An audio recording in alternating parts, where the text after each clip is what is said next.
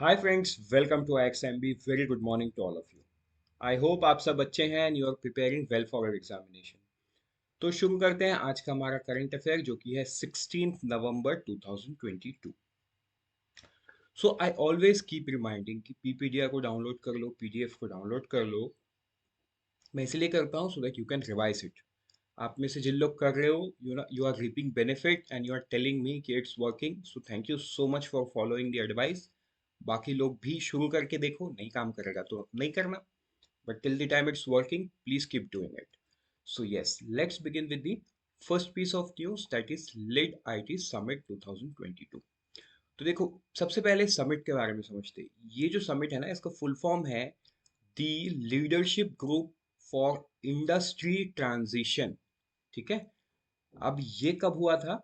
अब ये जो मतलब ये जो समिट है, ये जो ग्रुप लिखा हुआ है ना, it is those like minded nations and companies that are committed to achieve the Paris agreement. ठीक है। अब ये लॉन्च कब हुआ था? It was launch by the government of Sweden. तो देखो, ये सब नाम आपको याद रखना है। अब आप सोच रहे हो कि इसमें स्वीडन का चीज आपको याद रखने बोल रहा हूँ, तो आपको समझ में आएगा आगे कि मैं क्यों बोल रहा हूँ। Sweden and India at the United climate UN Climate Action Summit in September 19 and it's supported by the World Economic Forum। तो दिख गया, government of Sweden and government of India ने मिलकर इसको लॉन्च किया था सितंबर 19 में एंड इसको वर्ल्ड इकोनॉमिक फोरम से भी सपोर्ट मिला हुआ है। Lead IT members subscribe to the notion that energy intensive industry can and must progress on low carbon pathways aiming to achieve the net carbon zero emission। So India and Sweden को और जो group में है उनको ऐसा लगता है कि आज वो कंट्री इतने इंडस्ट्रियलाइज नहीं है जितना कि यूरोप एंड यूएस है। तो वो भी इंडस्ट्रियलाइज बन सकते हैं in a path where there is low carbon emission, क्योंकि यूएस और यूरोप तो पूरा मतलब वो आज से इंडस्ट्रियलाइज नहीं है, वो बहुत पहले से है। एंड ऑब्वियसली वो ग्रीन एनर्जी से नहीं है वो, राइट। सो अब हम देखते हैं कि लेटेस्ट न्यूज़ क्या है।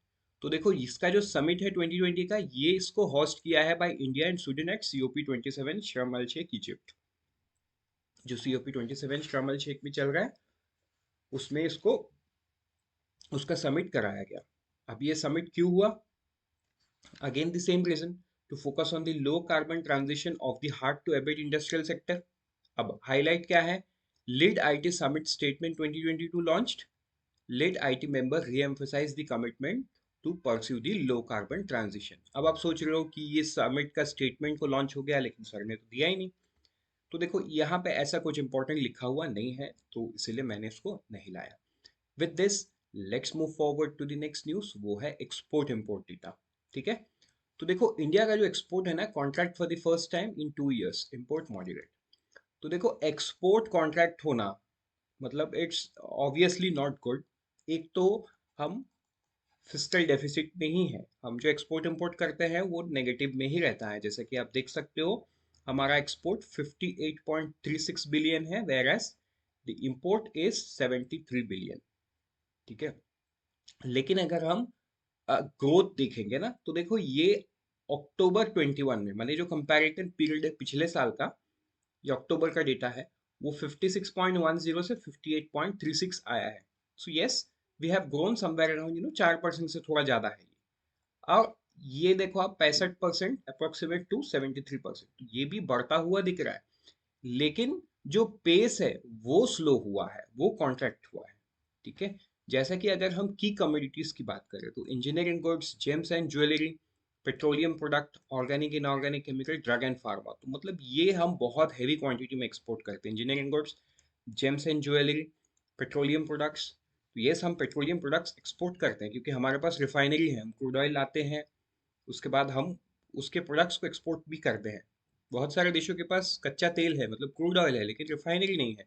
कुछ दिन पहले हमने न्यूज़ में देखा था ना, मंगोलिया मंगोलिया मंगोलिया क्या किया? Mega engineering services, infrastructure and engineering services, Hyderabad based एक कंपनी, उसके साथ 790 मिलियन का एक डील किया है। जो ये हैदराबाद बेस्ड कंपनी मंगोलिया में क्या करेगी? मंगोलिया का शहर उलान बटर, वहां पे ऑयल रिफाइनरी लगा के देगी, राइट। तो ऐसे बहुत सारे देश हैं जिनके पास रिफाइनरी नहीं है, तो वहां पे हम एक्सपोर्ट भी करते हैं। राइट। तो ये ऐसा क्यों हो रहा है? तो देखो, एक चीज आप समझो, मतलब ये थोड़ा सा इंटरेस्टिंग आपको लगेगा। जो मॉनेटरी पॉलिसी होता है, एमपीसी, है ना, वो एक ट्राइलेमा में होता है। उसका रियल जो ये होता है इकोनॉमिक ग्रोथ, एक होता है इकोनॉमिक ग्रोथ, एक होता है तुम्हारा इन्फ्लेशन, एक होता है तुम्हारा एक्सचेंज रेट। ठीक है, तो यहाँ पे देखो हमको स्लो डाउन दिख रहा है। मतलब अगर हम इन्फ्लेशन को कंट्रोल करने के लिए रेपो रेट को ऊपर लेके जाएंगे तो प्रॉब्लम हमको ग्रोथ में दिखेगा, थोड़ा स्लो डाउन होगा, वो हमको इस डेटा में दिख रहा है। राइट। एंड कुछ और भी डेटा है, फॉर एग्जांपल कॉर्पोरेट का जो प्रॉफिटेबिलिटी है वो भी गिर गया है। ऑल्दो वो न्यूज़ एज सच इम्पोर्टेंट नहीं है, इसलिए मैं यहाँ पे नहीं रखा, but yes you should know, ये सब कोरिलेटेड है, ये ऑटोमेटिक नहीं हो रहा है, it's because of the high repo rate. Credit supply जो है उसको काट दिया गया है, उसको कर्ब किया गया है, सो इकोनॉमिक ग्रोथ में वो थोड़ा सा हैम्पर करता है। तो इसको और इन डेप्थ नहीं समझेंगे, इतना ही काफी था। Let's move to the next news, that is ABRY data, Aatmanirbhar Bharat रोजगार योजना। ठीक है, तो ये कब लॉन्च हुआ था? ये लॉन्च हुआ था during the time of Covid, जहां पे गवर्नमेंट ने क्या बोला था, for new employ with the ways below 15,000 the government will pay both employees and employee contribution toward EPF for 2 years, in total 24% of the wage। जो employer या जो establishment या जो कंपनी 1,000 वर्कर तक का है, वहां पे 15,000 से नीचे जिनको भी सैलरी मिलता है उसका जो पीपीएफ मतलब पीएफ कॉन्ट्रीब्यूशन है, चाहे वो एम्प्लॉय साइड का हो या एम्प्लॉयर साइड का, दोनों में क्या होता है, दोनों में गवर्नमेंट ऑफ इंडिया उसको पे करेगा। ठीक है, तो उसी का हम डेटा देखते हैं। तो एज ऑफ नाउ वो स्कीम का जो बेनिफिशियरी टोटल 7.2 मिलियन एस्टिमेटेड किया गया था, but as of now 5.9 million worker और somewhere around 1.5 lakh establishment in the country, उनको ये बेनिफिट मिल चुका है। अगर हम स्टेट की बात करें तो कौन से स्टेट सबसे आगे है? राजस्थान सबसे आगे है। ठीक है, राजस्थान विद 20.4%, आप इसको बोल सकते हो। गुजरात 15% के पास, उत्तर प्रदेश 14% के पास, तमिलनाडु 12.5% के पास, हरियाणा 11.5%, महाराष्ट्र 8.10% और तेलंगाना 7.70%। तो ये डेटा, मतलब राजस्थान सबसे टॉप है, ये तो आपको याद रखना है। लेकिन अगर हम एब्सोल्यूट नंबर्स की बात करें तो देखो महाराष्ट्र सबसे आगे है। आप यहाँ पे वर्कर्स बेनिफिटेड में देखो, सबसे बड़ा कौन है? महाराष्ट्र, 9,64,493। ठीक, यहाँ पे अगर हम बात करें तो 4,24,809, ये number, not not sorry, not, this is not second, this is second, Tamil Nadu is second. ठीक है, 8,04,243, दिस इज सेकंड। सो इस प्रकार से Maharashtra in terms of number आगे है, but in terms of percentage beneficiaries तो आगे कौन है?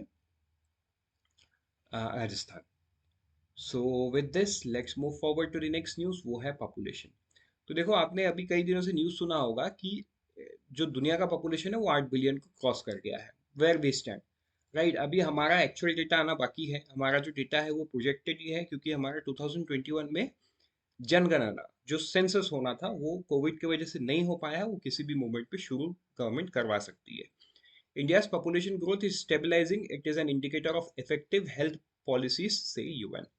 राइट। तो देखो अगर हम पॉपुलेशन जो थ्योरी होता है ना, हम उसको भी देखेंगे तो उसका जो ग्राफ है ना, वो भी कुछ, मतलब वो जो ग्राफ है हम कहीं पे वो बीच में है, जहाँ पे पॉपुलेशन स्टेबलाइज हो रहा है। अगर हम टीएफआर की भी बात करें, जो है ना एनएफएसएस सर्वे आया था, उसमें टीएफआर 2.1% के आसपास था, अप्रोक्सीमेट नंबर बता रहा हूं मैं, 2% के आसपास था। तो देखो 2% का टीएफआर होना, एक सिंपल, एक couple replacing them with the 2 children, तो कहीं ना कहीं पॉपुलेशन स्टैग्नेंट हो जाएगा अगर टीएफआर 2 रहे तो कुछ स्टेट्स है, अच्छा देखिए यहाँ पे है, कुछ स्टेट्स है जैसे फर्टिलिटी रेट थोड़ा ज़्यादा है, ये तो फर्टिलिटी रेट 2.1 का, लेकिन बिहार का टीएफआर थोड़ा सा ज़्यादा है, 2 पॉइंट। वो एग्जैक्ट नंबर तो एनएफएस से शायद मई मंथ में आया था, तो एक बार आप उसको भी देख लेंगे, वो खैर पुराना न्यूज़ हो गया। बट यहाँ पे आप लॉजिक को समझो, टीएफआर 2 क्या, टोटल फर्टिलिटी रेट 2 के आसपास आ जाने का मतलब ये है पॉपुलेशन स्टैग्नेंट हो रहा है। एंड ये 2 के आसपास एकदम इमीडिएट नहीं आता है ये। इसको मत मान के चलो 3 से 2 आने में ऑलमोस्ट 30-35 ईयर्स का जर्नी होता है, and that has actually happened. 1980 से स्टेबलाइज या गिरना शुरू हुआ 1980s पे। 1980s पे क्या हुआ है, डेथ रेट डिक्लाइन हुआ है, ठीक है, और जो बर्थ रेट है वो भी डिक्लाइन हुआ है। तो डेथ रेट तो देखो ये तो 1960 के आसपास से ही गिरना शुरू हो गया, बिकॉज गवर्नमेंट को ये समझ में आ गया कि हेल्थ रिलेटेड प्रॉब्लम को कैसे सॉल्व किया जाता है, right, through through clinics at local level. तो अब हम वो पॉपुलेशन टॉपिक को बहुत डीप डिस्कस नहीं करेंगे, but yes, you should have a basic idea कि ये ऐसे होता है। अब हम अब हम आगे बढ़ते हैं नेक्स्ट न्यूज़ पे। वो है कुछ वन लाइनर। एक है Mahindra and Mahindra farm plant, farm machinery plant. Union Agriculture and Farmer Welfare Minister Sri Narendra Singh Tomar today inaugurated the first greenfield farm machineries plant of Mahindra and Mahindra at Pithampur in Madhya Pradesh. ठीक है, ये आपको ध्यान देना है। युद्ध अभ्यास जो कि 18th एडिशन है इंडिया यूएस का, जो पिछले साल कहाँ पे हुआ था, यूएस में हुआ था, वो अभी इंडिया में जोधपुर में होने वाला है। युद्ध अभ्यास 2022 इंडिया एंड यूएस के बीच में, ठीक है।